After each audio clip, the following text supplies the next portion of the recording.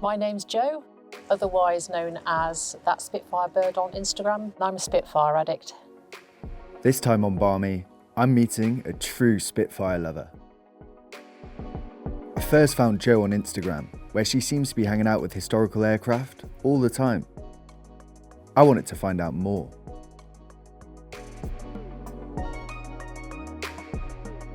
I'm a volunteer with AeroLegends, so I work as ground crew most weekends, well, 4 days a week really, if I'm honest. I'm a bit of an addict. So we work with AeroLegends' fleet of aircraft, which includes a couple of Spitfires, Harvard, Tiger Moth, a couple of Dakotas, and it's our job as ground crew to prepare the aircraft in the mornings, prepare everything that you need during the day, and just helping out with strapping in customers and running the experience days. Repeat that 6 times during the day. Pretty much that's all I do. Wallet, no phone, no keys, no coins. Nothing. All you should have is your lovely souvenir bag, which is in the bottom right of your flying suit there, i.e. sick bag. Actually, weirdly, I do have my passport. Oh, no. Probably don't need it. Don't need that, no. I was hoping the day might go like this. I managed to persuade Jo to give me a little look around the aircraft, and maybe even to sit inside. If you want to come with me, I'll show you around Elizabeth.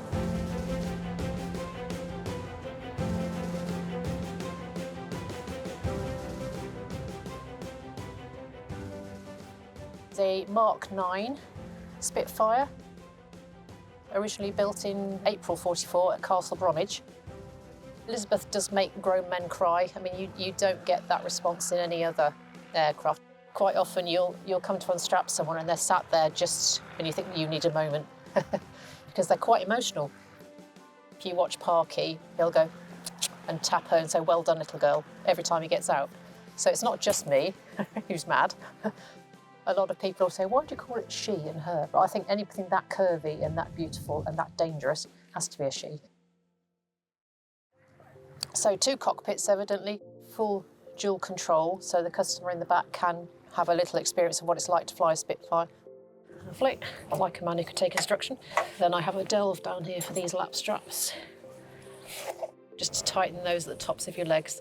So you need to be sort of just short of speaking in a higher octave, basically. I'd say we're pretty much there. Okay, cool. Yeah. I'm not going to check, so that's good. That's fine. And now we're going to strap you to a Spitfire.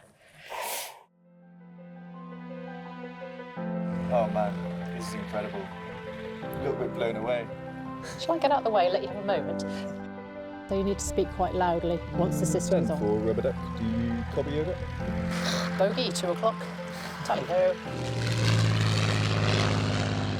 My earliest memory of a Spitfire is him kind of like meticulously painting these things. I think it is with a lot of chaps, actually. They all made the models when they were younger. Yeah. But obviously I skipped that stage, never having been a small boy.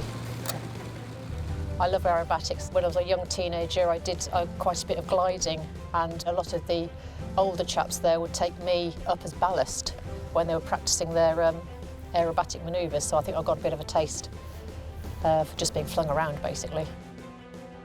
I could have hung out with Jo and Elizabeth all day, but there were actual paying customers that were going flying, so I had to stop daydreaming and get out. Georgie has a call, St George. She made her way somehow to a scrapyard in South Africa, which is where we picked her up. By the time she was taken on charge, it was April '45. It was pretty much too late to the party. Does mean she's pretty original. It was really interesting to find out that Jo isn't the first woman to live her life surrounded by Spitfires.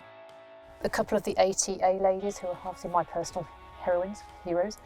ATA's Air Transport Auxiliary, the ladies who used to fly the planes around during the war.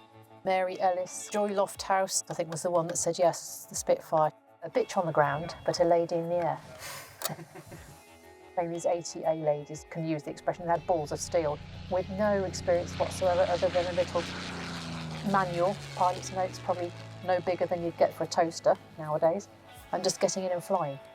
On this side, there's a few famous boys, so a couple of famous fighter pilots. We've got Rodney Scrace, Nigel Rose, 602 Squadron, I think that is, somebody here from 603 Squadron. All these people sadly departed, obviously, now, so members of the greatest generation. It was starting to become clear just how connected Jo is to the history of these aircraft.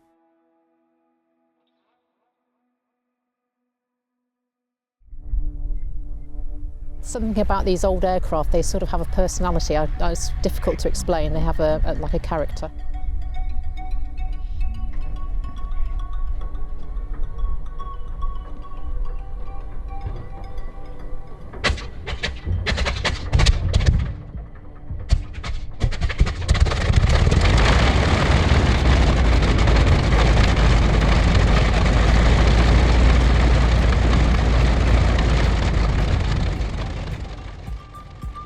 They've got this like unique smell, if you like. There's sort of a mixture of avgas and oil and Bakelite and history, I guess.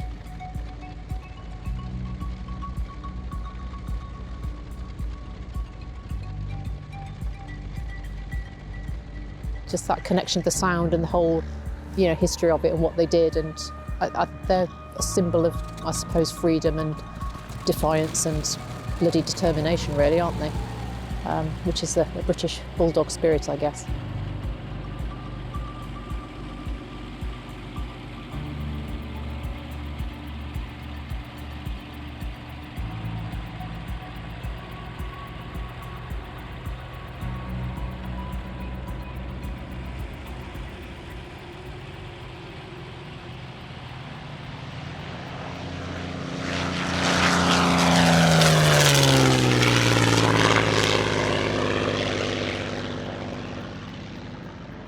Nothing else seems to touch people the way this does.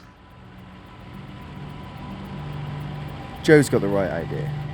She quit her job to spend time with the things she loves and plays her part in keeping the history of the Spitfire alive. I am in my happy place here, definitely.